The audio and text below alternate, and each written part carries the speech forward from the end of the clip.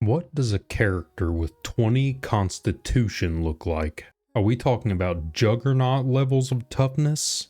Welcome back, travelers. I'm glad to see you made it. I'm Colo, and today we're going to take a look at what a high constitution score actually means, and then we're going to talk about a few characters who I believe are a good representation of the stat itself. First up, what is constitution?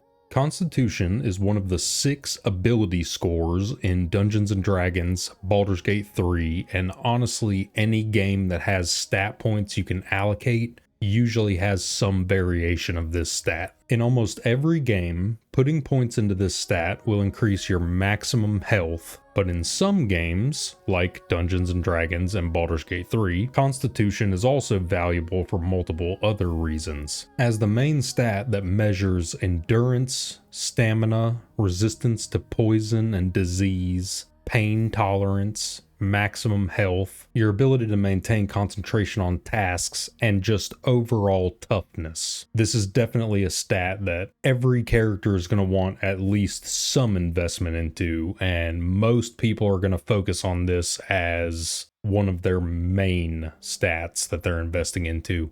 So as we're talking about character examples, I'm going to be looking for characters who display high amounts of these traits that we've just talked about. And since most comic book characters are shown to be way more durable and damage resistant than a real person could possibly be, rather than focusing directly on a few characters this time, we're going to take a look at some incredible feats of constitution that have been performed by various different characters. While we're at it, let's also take a look at some situations where a character might be displaying exceptionally low constitution values. That way we can get a sense of the actual difference between the frailest characters and the toughest. Now that we know what constitution is, how do we actually scale this? Because there are so many different factors that affect how hard it is for a character to be killed, it's inherently difficult to scale constitution. For example, is your tank able to absorb so much damage because they have the health pool for it, or are they mitigating massive portions of that damage with their armor and defensive spells? Luckily for us, most characters that are very hard to kill in fantasy media usually have a good combination of both armor class and constitution. For instance, one of my favorite comic book characters, Colossus. His mutation allows him to turn his body into an organic metal form, which massively increases his strength, stamina, and resistance to pretty much all damage. While in his organic metal form, Colossus has survived extreme temperatures ranging from negative 390 degrees Fahrenheit or negative 234 degrees Celsius to around 9,000 degrees Fahrenheit, which is almost 5,000 degrees Celsius. Being in this metal form also massively increases his endurance to the point that he can fight or work at full force for multiple days before his muscles become fatigued and he's forced to rest. Colossus is a great example of a character who has a very high constitution score, but also has a huge armor class value, which makes his effective health pool even larger than it might seem at first. Think about it this way. If your maximum health is 200, for example, and your character just passively reduces all damage they take by 50%, then your maximum health pool might as well be 400, because it's going to take 400 damage for the enemies to deal 200 damage worth to your character. Another set of characters that exemplify constitution with their abilities are Deadpool and Wolverine. Now, you're probably asking yourself, is Colo using these two as examples in order to capitalize on the hype for the movie that's getting ready to come out?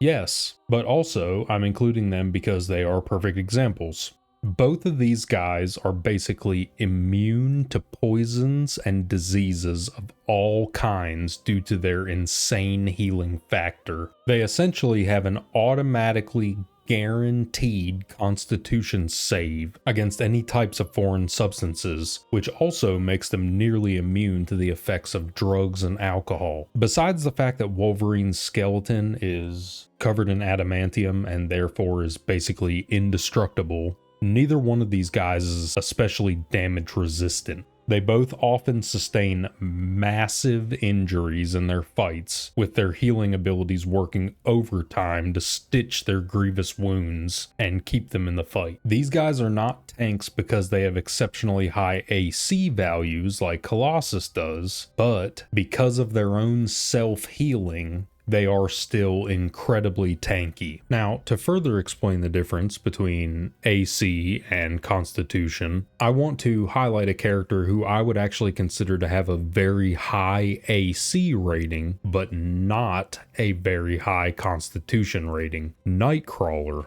Getting into a fight with this character would be absolutely infuriating, as he teleports and flips on and around your body, striking you from every angle while you are basically defenseless and completely at his mercy. Nightcrawler would be nearly impossible for a normal person to land a single hit on, but he is not especially tough, so if he does take a hit, he is at risk of sustaining serious injuries. This is an example of a character that has high armor class values through speed and agility, becoming untouchable as a main form of damage mitigation. Nightcrawler does not have a negative constitution score by any means. He is an extremely physically fit individual, but he's not immune to poison and disease like the others we've talked about. And he certainly is not going to be face tanking an attack for many of Marvel's heavy hitters. If we want an example of a character actually displaying negative constitution values, or at least a penalty to their constitution rolls, we're going to have to look for someone who is extremely susceptible to sickness and injury, who is always feeling weak and tired, can't concentrate, and is definitely obese as hell. It's me. Surprise.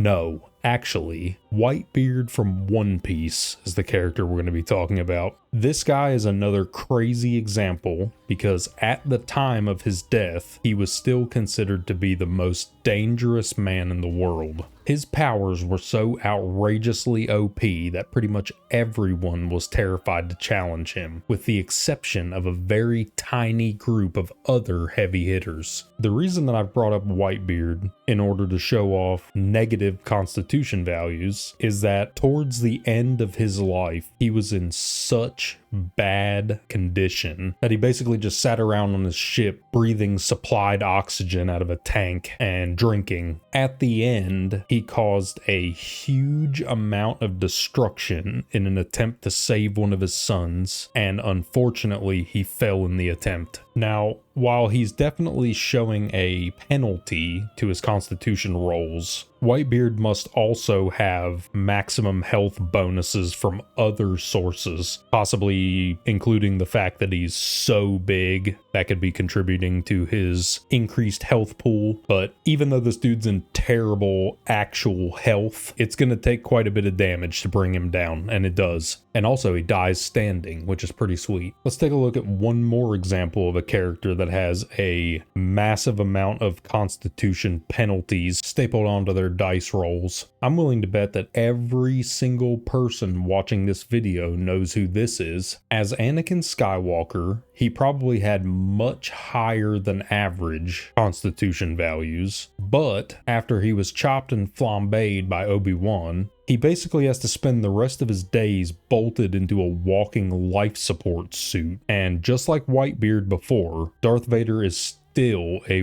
walking natural disaster, and you definitely do not want to be on this dude's bad side. So anyway, that may or may not have been a huge cop-out of an answer, but I think you guys get the point. A character with negative constitution would be a sickly, frail individual who would be a hindrance in a lot of situations. Plus, I wanted to talk about Whitebeard and Darth Vader a little bit. Both of them are friggin' monsters. In the comment sections of my strength and dexterity videos, I've received a couple of comments criticizing the ways in which I'm scaling the stats. And honestly, I agree with most of the complaints I've gotten so far. Those two videos are absolute trash. Be sure to avoid them at all costs. Definitely do not go looking for them and watch them, as they are terrible, horrible videos. Links are in the description. Seriously though, some of the complaints were very valid. I basically left out proficiencies, expertise, and other possible class bonuses that a character would have, which would allow for smaller actual base stat numbers, while still retaining the role bonuses they would need to justify their ridiculous feats and powers. So in short, I have been rating the characters too high in some cases. This is one of the main reasons why I wanted to bring extra attention to the differences between armor class and constitution. Not all of a person's tankiness can be attributed to constitution. Your body doesn't have to be particularly tough to deal with an attack that doesn't hit you at all, either because you're too fast or your armor absorbs the entirety of the hit itself. So now that we've scaled the stat a little bit and talked about what values we're actually looking for in a character with high or low constitution, we can get back to the original question about how tough Juggernaut is. First of all, having received his powers from an extra-dimensional being called Sidorak, who for all intents and purposes is a demon lord, it could definitely be argued that Juggernaut is at least partially a warlock. For the purposes of this video, I'm gonna say that he's a Pact of the Blade warlock, but instead of conjuring a packed weapon, he conjures his Juggernaut armor and fights with his fists instead. We will also use this to grant him heavy armor proficiency, since this armor is acting as his actual packed weapon, and warlocks get proficiency with whatever packed weapon they're using. Juggernaut has quite a long list of powers, ranging from incalculable levels of super strength to a passive buff which makes him immune to almost all forms of physical crowd control while he is in motion. He cannot be stopped once he starts moving, unless he wants to stop, and sometimes it's even hard for him to stop himself. Over the years, Juggernaut has displayed a weakness to psychic attacks, unless he has a signature helmet on to protect him from the telepaths. But in more recent years, he has displayed a near immunity to almost all psychic attacks, even without his helmet. This actually works to give us another hint towards building Juggernaut. He was resistant or immune to almost all forms of damage except psychic, so it's safe to say we can sprinkle a little bit of bear barbarian in there. Also, he's going to need a passive effect where he is always under the effects of rage, and his rage does not prevent him from using his magical abilities in any way. In fact, it would enhance them. On top of Juggernaut's passive damage mitigation, he is actually capable of projecting a force field around himself, so you won't even land a hit on him at all unless you are massively powerful. In order to represent this ridiculously powerful force field, we're going to have to add a little bit of Abjuration Wizard. And also, we probably need to give him the shield spell as an always prepared option. But wait, ladies and gents, because that's not all. Not only does Juggernaut have a massive AC rating, as well as resistance to every single form of damage if he does happen to get hit, he also has a very powerful healing factor as well. So, you probably are never going to hit him, and even if you do, it will barely do any damage to him, and even if it does, he's going to heal it right back almost immediately. There are stories where Juggernaut acts as a good guy, and there are stories where Colossus takes up the Juggernaut mantle, which is just the most badass thing ever. But under normal circumstances, it is safe to think of Juggernaut the same way you would a raid boss in a video game, or a very high CR rated monster in a tabletop adventure. This dude is not going to be getting soloed by almost anybody in the entirety of the Marvel universe. When Juggernaut shows up, you need to assemble the raid group and make sure you have flasks and food buffs.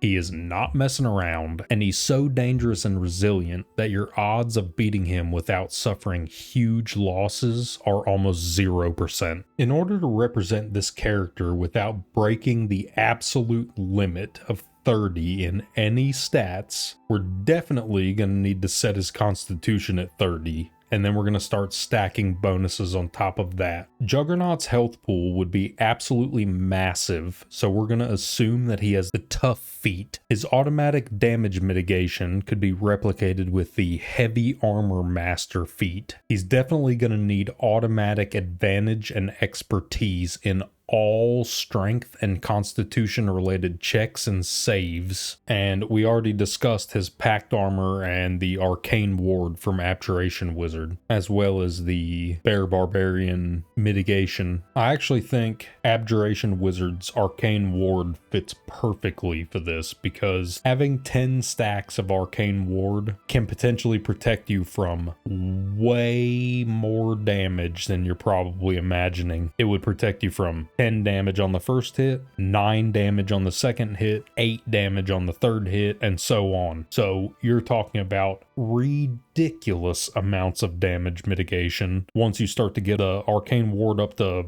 way more stacks, which his arcane ward would have hundreds of stacks probably. With everything considered, Juggernaut is pretty much a prime example of constitution and strength pushed to their absolute limits, and the fact that he also has limited magical powers helps to make him an even more interesting and terrifying villain. I want to give a special shout out to my channel members. You guys are awesome, and I really appreciate the support. If you are interested in supporting the channel in that way, or through Patreon or Ko-fi, there are links in the description below. There's also a link down there to the Discord where you can join us to nerd out about all things RPG and comic book related. What do you think about the character examples I gave in this video? Who would you have put in this video instead? Let us know down in the comments. This is where I'm going to leave that one. We figured out what Constitution is. We got to see a bunch of cool feats performed by various super tough characters. Got to see quite a bit of Juggernaut stuff, which is always awesome.